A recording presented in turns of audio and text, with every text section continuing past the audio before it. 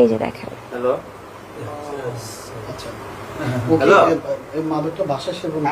এই জন্যই আমার আপনাদের সামনে আসা যে আসলে আমার মতো নেক্সট একটা মেয়ে কোনো কিছু শিকার হওয়ার আগে যাতে সে আমার জিনিসটা দেখে, জানে, সত্যতা যাচাই করে। অবশ্যই আমিও মিথ্যা হতে পারি, তারা যাতে আমার কাছ থেকে সত্যতা যাচাই করে তারপর মামুনের সাথে সম্পর্কে জড়ায়, যাতে মামুন আরেকটা মেয়ের ক্ষতি করতে না পারে। আমার কিন্তু আপনাদের সামনে আসার উদ্দেশ্য এটাই, যাতে সে আরেকটা মেয়েকে টার্গেট করে এই ধরনের ক্ষতি না করতে পারে। আমার কিন্তু কোনো এক্সপেকটেশন নাই ভাই, আমি কোনো দেনমোহর চাই না। আপনাদের যখন ডিভোর্স হবে আমি আপনাদেরকে আবার ডাক দিব।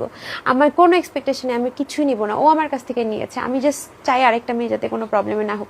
লাইলা আমাকে অনেকবার অ্যালার্ট করেছে, আমি শুনিনি।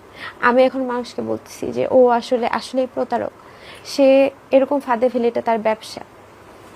আমি তো ভাই ওর সঙ্গেই থাকতাম, আমার তো কিছু করার নেই। আমি তো বললাম না আপনাদেরকে যে আমি তো পরিস্থিতির শিকার। কিছু সময় থাকতাম। নো নো, আই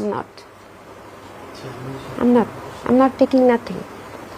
সো ওর সাথে কিছু সময় আমি থাকতাম, ওর বন্ধু আসতো, কিছু সময় আমি থাকতাম না, পাশের রুমে থাকতাম, ওর মার সাথে থাকতাম। সো আমি নিজের চোখে দেখেছি, আমার কাছে ভিডিও আছে ভাইয়া। হ্যাঁ, আমি আপনাদেরকে দেখাবো অন ক্যামেরা, আমি জানি না আপনারা। আচ্ছা, এই যে দেখেন। হ্যালো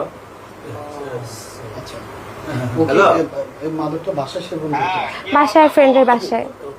আপনি কই? আমি বাসার সামনে। কোন বাসা?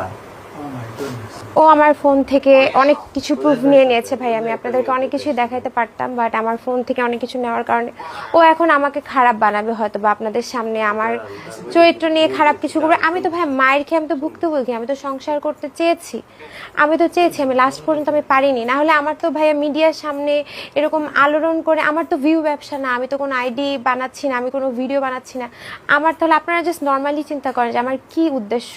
আমি তাকে টাকা দিয়েছি, আমি খাওয়াইছি, আমি পড়িয়েছি, তার ফ্যামিলি সহ। এবার আমি ঈদ করতে গেলাম, তাদের কোরবানির গরুটা পর্যন্ত আমি কিনে দিয়েছি।